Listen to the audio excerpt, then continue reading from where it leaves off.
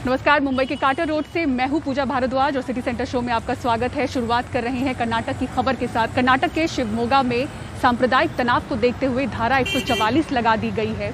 School कॉलेजों को कल तक के लिए बंद कर दिया गया है। पुलिस फोर्स के अलावा केंद्रीय सुरक्षा बल की तैनाती हुई है। इसके बावजूद पत्थरबाजी को नहीं रोका जा सका है। रविवार रात को बजरंग दल के कार्यकर्ता की मौत के बाद वहां पर तनाव फैला है। हालांकि गृह मंत्री का बयान सामने आया है, जहां वो कह रहे हैं कि इस मौत का हिजाब विवाद से कोई ताल्लुक नहीं है। निहाल किदवई की रिपोर्ट देखिए।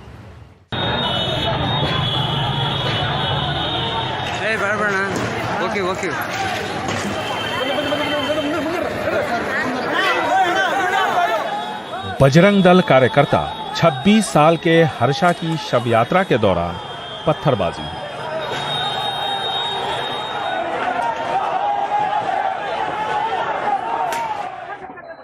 पुलिस ने लाठीचार्ज किया और आंसू गैस के गोले छोड़े। शहर में तनाव है।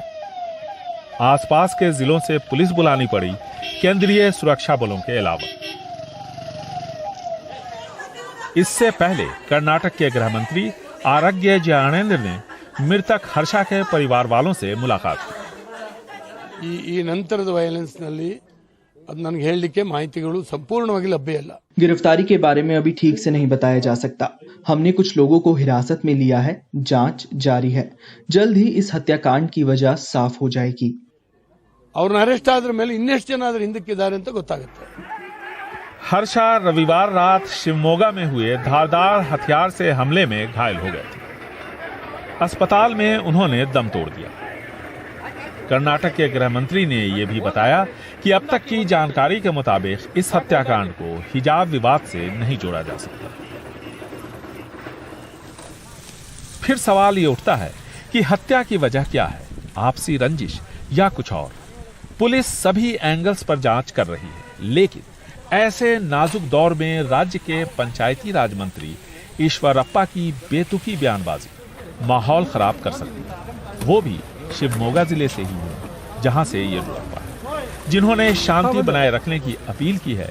तो वहीं बीजेपी सांसद शोभा करंदलाजे इस मामले पर एनआईए जांच की मांग कर रही हैं। ब्रांड कर्नाटक इन दिनों काफी बुरे दौर से गुजर रहा है। कभी सूचना तकनीक के क्षेत्र में सफलता की वजह से यह सुर्खियों में रहता था, तो अब चर्चों पर हमले, कभी सांप्रदायिक हिंसा, कभी सांप्रदायिक तनाव, तो कभी हिजाब विवाद की वजह से लगातार खबरों में बना हुआ है।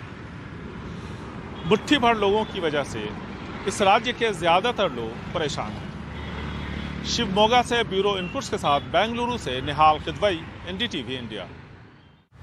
कोरोना की वजह से जिन मरीजों की मौत हुई, उनके परिजनों के लिए सरकार की ओर से 50,000 की राहत राशि का ऐलान हुआ, लेकिन ये राहत राशि उन तक पहुंचने का जो रास्ता है वो बेहद लंबा नजर आ रहा है। अगर मुंबई की बात करें तो सरकारी आंकड़ों में 16,687 लोगों की कोरोना की वजह से मौत हुई है, लेकिन 35,000 से भी ज्यादा अर्जियां सरकार के पास पहुंची हैं, जिनमें से 60% को रिजेक्ट कर दिया गया है। अगर राज्य के आंकड़े की बात करें तो सरकारी आंकड़े से 58% ज्यादा आवेदन सरकार के पास पहुंचे हैं। कोविड से हुई मौतों के 2 आंकड़े हो गए हैं, एक सरकारी और दूसरा उन अर्जियों में दिख रहा है जो कि सरकार की दहलीज तक मुआवजे के लिए आई हैं। एनडीटीवी को मिली रिपोर्ट के अनुसार मुंबई में कोविड से अब तक आधिकारिक तौर पर 16,687 मौतें हुई हैं, लेकिन मुआवजे के लिए 35,138 आवेदन आए हैं। इनमें से 12,871 आवेदन रद्द कर दिए गए हैं और 21,436 को मंजूरी मिली है। मंजूर आवेदनों में से 2,216 को यानी करीब 10% पीड़ित परिवारों को भुगतान राशि भेजी गई है। इन आंकड़ों को समझें तो 4,700 से ज्यादा ऐसी कोविड मौतें मानी गई हैं जो कि सरकारी आंकड़े में नहीं हैं। इधर महाराष्ट्र में अब तक कोविड से 1,43,582 लोगों की मौत हुई है। मुआवजे के लिए 2,27,107 आवेदन प्राप्त हुई हैं, यानी कि मौत के सरकारी आंकड़े से करीब 58% ज्यादा। इनमें से 61,848 अर्जियां डुप्लीकेशन, तकनीकी खामियों और कमियों के कारण रद्द हुई हैं। पीड़ित परिवार कैमरे पर आने से परहेज कर रहे हैं तो सरकार सीधे सुप्रीम कोर्ट में सफाई दे रही है। इधर कोविड ड्यूटी के दौरान जिंदगी खोने वाले निजी डॉक्टरों के परिवारों को आईएमए खुद फंडिंग के जरिए सहायता राशि भेज रहा है। 2020 और 2021 में अब तक 2,000 प्राइवेट डॉक्टर्स की मौत हो गई है और किसी को भी इस तरीके का मुआवजा या कोई मदद दी नहीं गई। इसलिए इंडियन मेडिकल एसोसिएशन ने पूरे देश के तौर पर एक मार्टिर फंड ये जमा किया और उसमें ये जो भी हम डॉक्टर्स ने अपने जो स्वर्गवासी डॉक्टर्स है जो कोरोना के लिए मार्टिर हो गए, उनके लिए हमने अपनी तरफ से कुछ फंड्स जमा किए और उसमें कुछ प्राइवेट इंस्टीट्यूट्स ने भी पैसा दे दिया है और उसमें से थोड़े थोड़े पैसे इन डॉक्टरों को दिए जा रहे हैं। कोविड से अपने परिजनों को खोने वाले पीड़ित परिवारों को वित्तीय सहायता के मामले पर सुप्रीम कोर्ट भी लगातार सख्त रहा है और सभी राज्यों और केंद्र शासित प्रदेशों को अंडर सेक्रेटरी या इससे ऊपर के दर्जे के अधिकारी को नोडल अधिकारी नियुक्त करने को कहा गया है। 7 मार्च को सुप्रीम कोर्ट में ये मामला फिर सुना जाएगा। मुंबई से पूजा भारद्वाज, एनडीटीवी इंडिया। दुनिया भर में महिला खिलाड़ियों के लिए मशहूर मणिपुर में महिला वोटरों की तादाद पुरुष वोटरों से ज्यादा है, लेकिन इस बार चुनावी मैदान में जो 265 उम्मीदवार मौजूद हैं उनमें सिर्फ 17 महिलाएं हैं। तो आखिर महिलाओं के साथ ये दोहरा व्यवहार क्यों है?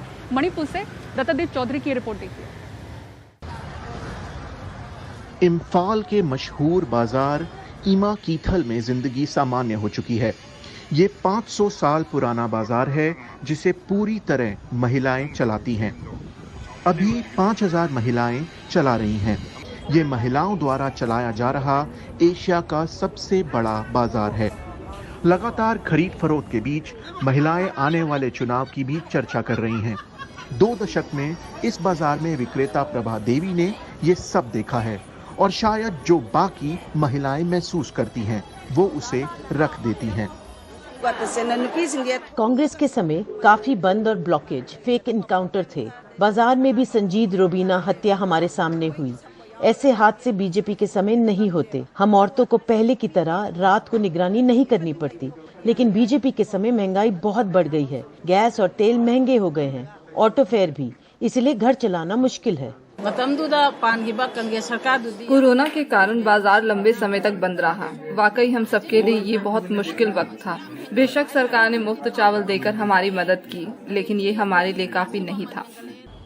महिलाएं मणिपुर में पहल ही नहीं करती।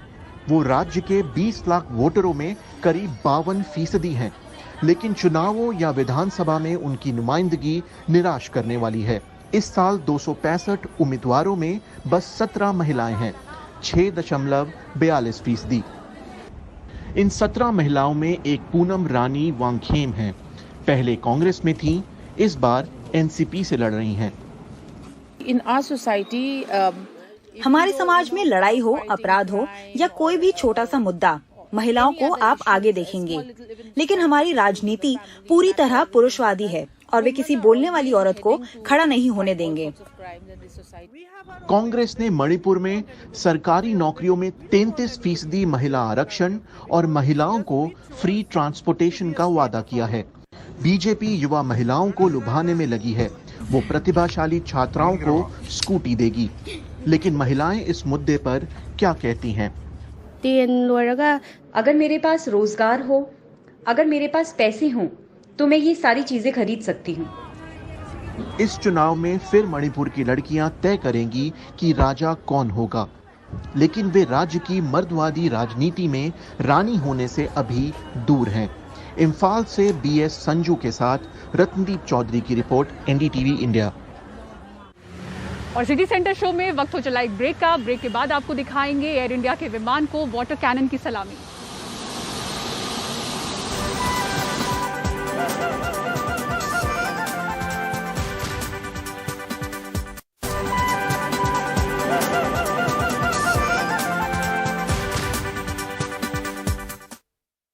और एयर इंडिया के AI-267 विमान का वाटर कैनन की सलामी के साथ स्वागत किया गया। ऐसा इसलिए किया गया क्योंकि भारत और मालदीव के बीच हवाई सेवा को 46 साल पूरे हो गए। सोमवार को माले हवाई अड्डे पर उतरते ही एयर इंडिया के AI-267 विमान को वाटर कैनन की सलामी दी गई। एयर इंडिया ने फरवरी 1976 में त्रिवेंद्रम से माले के लिए अपनी पहली उड़ान संचालित की थी।